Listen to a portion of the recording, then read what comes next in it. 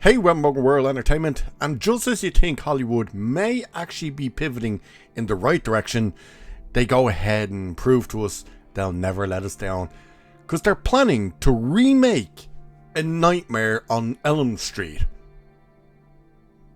Again. Right. Yeah, they seem to have forgotten that they already tried this and it didn't quite work. Why in God's name are we going back to Freddy Krueger is beyond me. It was a product of its time. A lot of the statements that get made don't really make sense either. It really strikes you as people who've spent the past 40 years with their fingers in their ears and their eyes closed and just going la la la la la. You'll see what I'm talking about, but yeah, this is literally a cash grab. That is what this is, from the family in the estate of Wes Craven. You'll see. This is coming from Paramount, by the way, which is unusual. The fact that David Ellison stuff seems to be really focusing on bigger tent poles and stuff. Why he would allow this to happen, don't know. Maybe, again, it's a quick cash grab because you can make horror movies for next to nothing nowadays. But by the way, this isn't the only remake that's been announced this week. Word came, you may not have seen this one, the Russo brothers, that's right, of the Avengers and stuff, are going to produce a remake of Free Willy. Remember the whale? Yeah, they're going to remake that as well.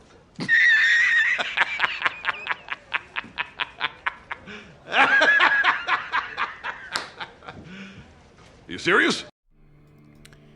Yeah, weird times we're living in. But let's have a look at this anyway, because again, this is just... Did you forget you've already tried this and it didn't quite work? So, in some exciting news for horror lovers, is it though? The Hollywood Reporter has revealed that Paramount Pictures has acquired the rights to Wes Craven's original screenplay for A Nightmare on Elm Street. This means Freddy Krueger is finally returning to theaters, with Craven's original script adapted into a new movie under the studio's recently launched genre label, Paramount Primal, which I've never heard of. So that seems to... They're saying a genre label, so I'm assuming it's a horror genre. Because, like, you can't just say it's a genre label, because everything is genre.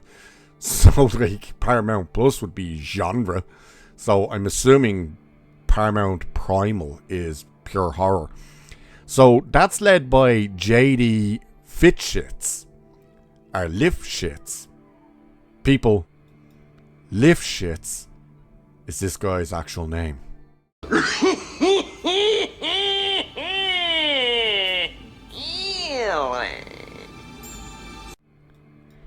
Yep, Lifshits. And Ralph Maguire, how's that? Margolis? I've no idea, you butchered that. The producers behind horror hits like Barbarian and Friendship. I know Barbarian, what's Friendship? Is that one of these AI type of horror movies where, like, a teddy bear or something tries to kill you? I don't know what Friendship is. The rights to A Nightmare on Elm Street are complicated.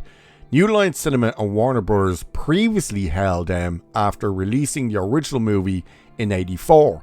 That spawned 7 sequels, a reboot, a TV series, comics and merchandise that continues to appear on store shelves. I don't ever remember A Nightmare on Elm Street TV series. Like, was Freddy a part of that? I've never heard of the TV series. It definitely doesn't ring any bells. It's funny that this is the only time the reboot actually gets mentioned. So US copyright laws allow authors to reclaim rights 35 years after publication, providing Disney's not the one fighting you for them, in which case you end up being told get stuffed. The Craven estate, along with attorney turned producer Mark Toberoff, Because that's what you hear every time you think of producers in Hollywood. Oh yeah, they were attorneys. Regained the rights in 2019 and has largely sat on them ever since. The part about that that's confusing is, okay, the Craven estate makes sense because it's Wes Craven's estate. Why would this attorney who's become a producer, why would he have any stakes in the rights to this? I don't understand that. So, however, while Paramount holds the domestic rights after this deal, New Line will likely release the reboot internationally. So, it sounds like it's already a bit complicated. Now, here's where all the wording starts becoming bizarre. So, no details about this reboot have been revealed beyond it being set in the world of A Nightmare on Elm Street based on the original screenplay. What the hell does that mean? What does it mean, set in the world of A Nightmare on Elm Street? Like, Elm Street is the street in the movie. Obviously, the nightmare was Freddy. What is this wording that it's set in the world of A Nightmare on Elm Street? That doesn't exactly sound like it might have anything to do with Freddy Krueger. That it might be set on Elm Street and might be called A Nightmare on Elm Street, but it actually has nothing to do with Freddy. So I find that wording very, very strange.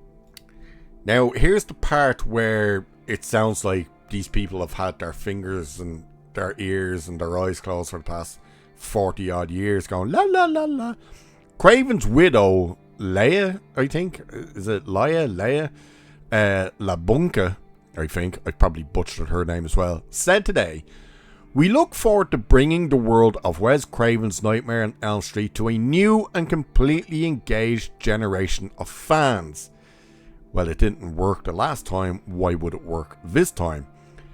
"We know that Wes would have been thrilled to see how horror is taking its long overdue place in the cultural canon." That's the part that makes zero sense from her statement, because horror has always had a place in the cultural canon. It's one of the only, still to this day, profitable genres that gets made, because they're made for next to nothing. So this idea that it's finally taking its place there, it's like it's always been there and it's always been hugely successful and profitable. So that's where I'm saying, like, has she just sat there for the past 40 years with her fingers in her ears and her eyes closed, not paying attention? But she continued, "We can't wait for all of us to sit together in a dark theatre around the campfire of today," whatever the hell that's supposed to mean. Does that mean like on your phones? "As the next chapter of the nightmare story unfolds." Lifshitz, fuck me, Lifshitz and Margolis, or however you pronounce it, added, "We can't remember a time before we were fans of Wes Craven. The fact that Leia and Jonathan have entrusted us with this opportunity to help usher a new story into this world is an honor beyond words. We look forward to working alongside them to bring a terrifying new nightmare to audiences everywhere and to welcome Freddy home." So they're talking about, yeah, it's going to be Freddy and stuff like that, but then the statement of it's in the world of A Nightmare, it's bizarre. And then this thing they said here, entrusting us with the opportunity to help usher in a new story into this world. But they said it's going to be worked off the original script. So what do you mean you're going to put in this new story? I thought you were just going to use the already existing story, his original screenplay, because that's what you've got back. But it's really weird. I don't understand why they think this is going to work this time.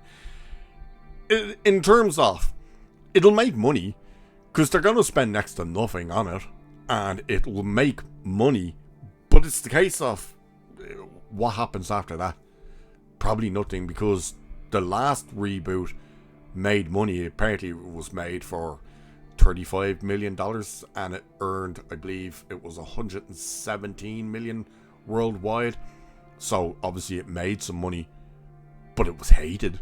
Everyone hated it, critics hated it, fans hated it, and it never got a sequel. They never moved forward with their plans for sequels. So what makes them think this one would be any different? I don't know. But what do you guys think? Do you think it has the possibility of earning money in the region? $100 billion. Probably not, but who knows. Let me know what you guys think about this. Are you interested in? What do you think about the Free Willy movie being remade as well? That's going to be a CGI mess, isn't it? At least it was a real whale in the original movie. For the most part, anyway. But yeah, let me know what you think about this. Do you want Freddy to return? And of course, it won't be Robert Igloo. He's already said he's no interested in ever reprising the role of Freddy. So without him, you really don't have Freddy Krueger. But let me know what you think. And with that, I shall leave it there for this one. So do like and share and subscribe and all of that good stuff. Cheers. I'll catch you in the next one.